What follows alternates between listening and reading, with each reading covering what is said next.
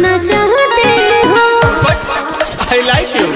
बेच के किडनी में सिडनी घुमाऊंगा, तेरे लिए तो चांद तारे तोड़ लाऊंगा।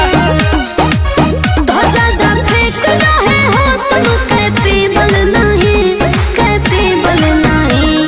कैपेसिटी है कि लोग लीवर के बिना जी सकते हैं, लेकिन लीवर के बिना पॉसिबल नहीं, लेकिन लीवर के बिना पॉसिबल नहीं। लोग लीवर के बिना जी सकते हैं, लेकिन लीवर के बिना पॉसिबल नहीं, लेकिन लीवर के बिना पॉसिबल नहीं। हम देखो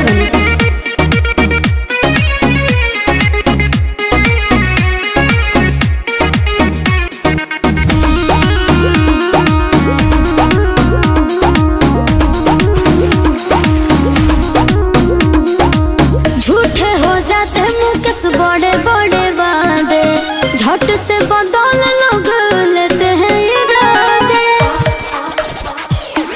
नील कमल के तू बात कर के यार, एक दिन जवानी करना पड़ेगा शेयर। मैं तो सिंगल रहूंगी, हो ना मिंगल नहीं, हाँ मिंगल नहीं। अरे कहना क्या चाहते हो? तो लोग लीवर के बिना जी सकते हैं, लेकिन लीवर के बिना पॉसिबल नहीं, लेकिन लीवर के बिना पॉसिबल नहीं।